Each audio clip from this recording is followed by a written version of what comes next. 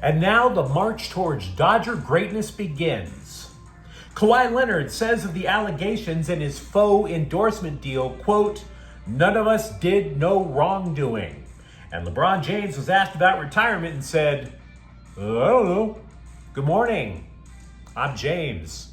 And this is your daily dose of sports and snark for the greatest sports city in the world, Los Angeles. This is the Faithful Angelenos Morning Report. So it is September 30th, 2025. Welcome back to the home office. We have a ton to get to, an absolute ton. So do you like being in the know about LA sports? Well, if you do, clickety-clack the like button. Clickety-clack the subscribe button. There's a notification bell. Hit that. It lets you know when we drop an update. Sharing is caring. Let people know we exist. And by all means, comment. Now, we have a super truncated look at the scoreboard because there were no games involving LA teams yesterday. And as for today, there's only one game in town. It's the beginning of MLB playoffs. Cincinnati at the Dodgers at 6. It's a best-of-3 series. So what do you say we start yapping about it? Because this is where we have to start taking things more seriously. All that talk about the division didn't really care. Why should we? The Dodgers have won the West 12 times in 13 years. It has been world title or bust. It has been repeat, make history, or bust. And I want to avoid wild predictions here because it's kind of obvious the Dodgers are overwhelming favorites in this first round series. The talent level between the two teams is that pronounced. Hell, the Reds can't hit well, and they're in one of the most hitter-friendly parks in baseball, let alone Dodger Stadium. But that septic tank with the word bullpen painted over it that the Dodgers have can figuratively and literally poop the bed at any time. So, totally want to predict sweep, can't necessarily go there. I will say, though, that beyond this particular series, one thing that makes the Dodgers bid to become the first repeat champ since the 2000 Yankees is that ESPN believes that there are no super teams in Major League Baseball this year. Therefore, we can conclude that there are no opponents that the Dodgers should be a quaking in their boots over. So, yeah, I'd say the Dodgers are favorites. So then we look to the individual players because there are updates. As for the injuries, Max Muncy said he's available to play. Great. Will Smith, on the other hand, is probably going to be a last-minute decision. He was supposed to take BP on Monday to see if he could tolerate the pain in the hairline fracture of his hand. As for players who did not make the cut, reliever Brock Stewart, he was apparently talking a big game over the last month or so that his shoulder simply could not back up. And that was why he was shut down for the postseason. Turns out Stewart, who just last week auditioned for Dodger brass in Arizona because he wanted to participate in the playoffs, he might not even be ready for opening day next year. General manager Brandon Gomes said, quote, "Watching him throw and just having the conversations with him, something was just bothering him that we just felt like we don't want to. As much as we would love to have him out there right now, we don't want to put his long-term health at risk." So kind of going back and seeing Dr. El Etrache, we felt like this was the best course of action. Our expectation is that he pitches the majority of next year, unquote. So, yeah, big game spoken, little results a-coming. I do have one thing, though, that I want to mention about the bullpen. Because, again, that's the Achilles heel. That's what could snap at any given moment, right? And everybody's been predicting, how are the Dodgers going to battle through this? I've made my own assessment. Whether or not that comes to pass, no idea. But if you're looking at somebody who could shock the world this time around, be the guy where everybody wants to get that personalized title jersey should the Dodgers repeat. Because last year, a lot of people wanted Walker Buehler jerseys. Consider Emmett Sheehan. Consider it. The dude was a key part of the rotation, and now he's going to come out of the pen. The bloggers, the the hype meisters online, they keep looking at Roki Sasaki as the guy who's going to replace the anarchist formerly known as closer Tanner Scott. Why? Well, because Roki Sasaki is the more exciting story. He's 23 years old. He's from Japan. I don't even know if he knows any English, but he could throw 100 miles an hour. It would be like Fernando Mania, only with somebody who's like 1/3 of Fernando's size and from a different country. So be it. But here's the thing.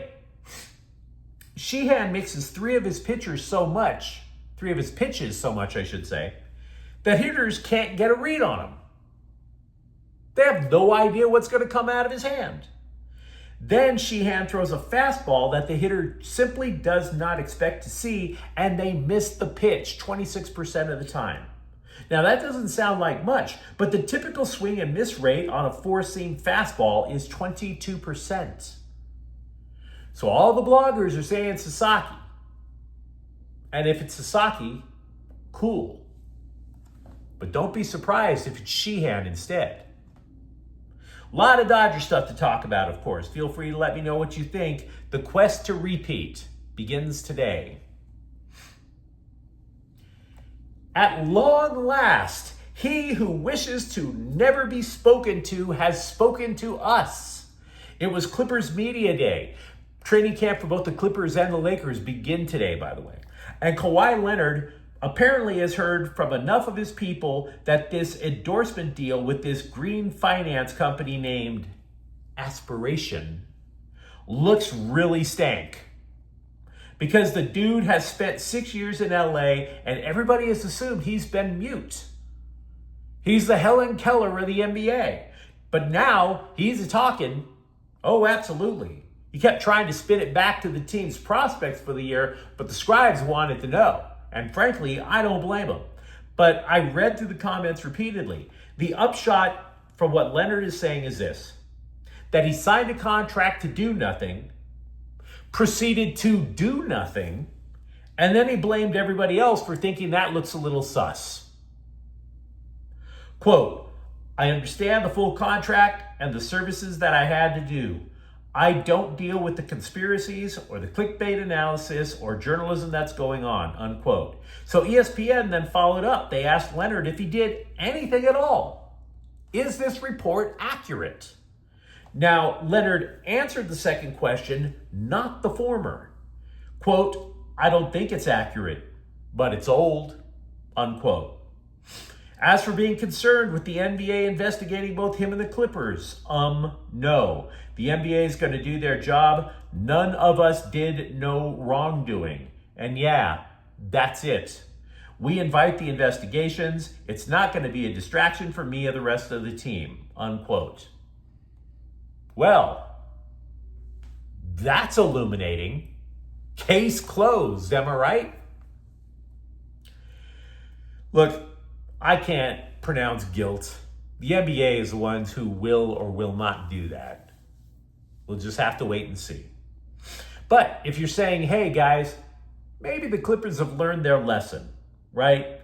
Maybe the idea of investing in scams such as Aspiration is a bad idea. Let's not do that again. Wrong. Because on the Clippers jersey, the patch this year will read, Visit Rwanda. Yes, if you think the Trump administration is an authoritarian regime, have we got the vacation getaway for you. Visit Rwanda, courtesy of the Clippers. Sure, they took away political dissent.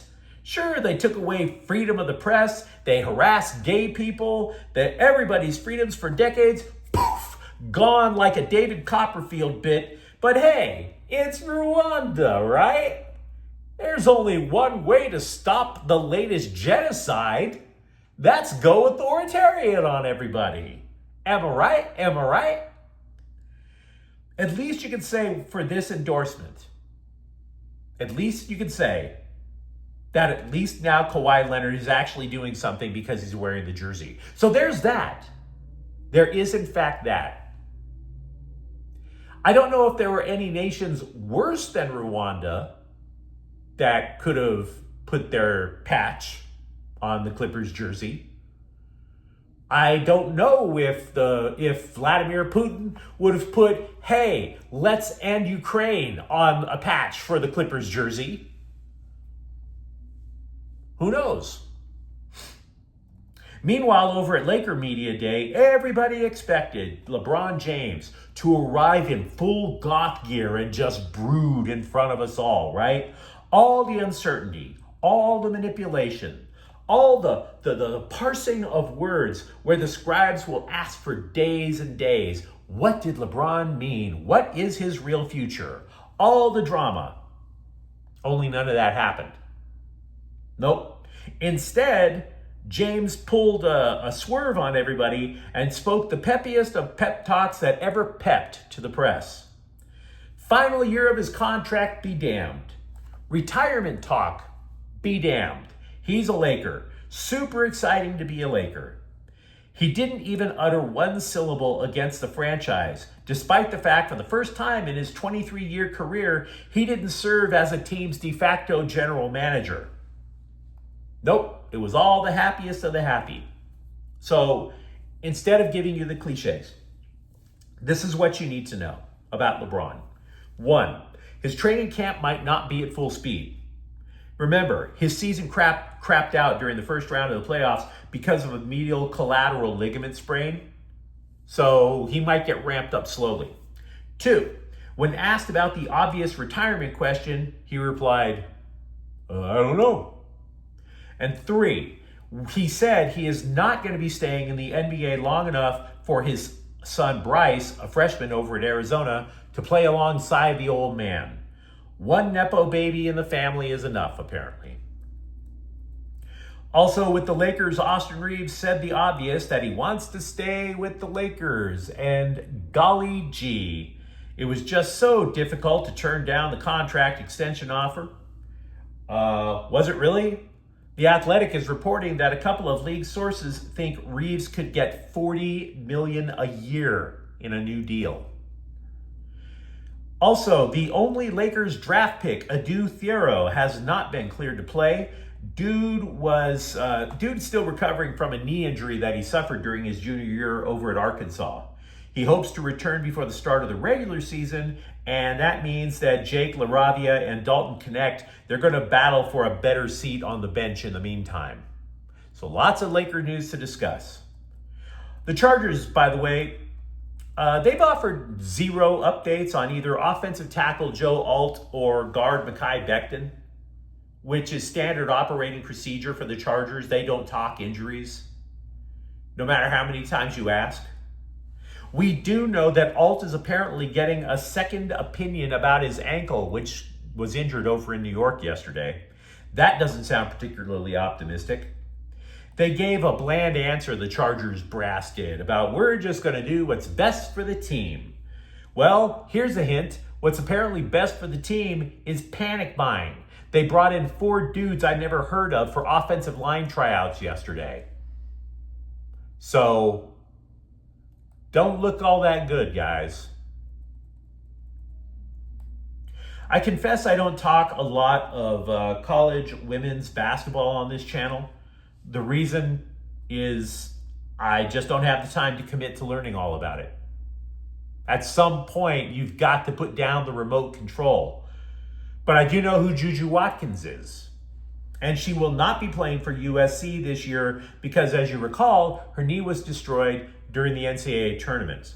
And because it was destroyed during the tournament, that's why the announcement makes total sense. It can take a year to recover from getting your ACL repaired. Ask Ricky Pouge of the LA Galaxy. Ask Cameron Brink of the LA Sparks. What was not included in Watkins' statement, though, is whether she's ever going to play for USC again. I would imagine she'd be highly considered by the WNBA, even if her knee was built with a combination of robotics and AI. She could be the first cyborg in the WNBA for all we know. 2 more high schoolers have decommitted from UCLA football, which makes sense in the wake of the firing of Coach Deshaun Foster. Wide receivers Santana Carlos and Xavier Stinson, they're both from Florida, I believe that the number of decommits from the Bruins recruiting class of 2026 now stands at 11. The Kings sent 3 players to their minor league camp on Monday. The only one that you've probably heard of is forward Jack Hughes. And Clippers guard Chris Paul has bought a stake in Angel City FC. Okay. But you let me know what you think in the comments thread. How optimistic are you as the Dodgers begin their pursuit of back-to-back world championships?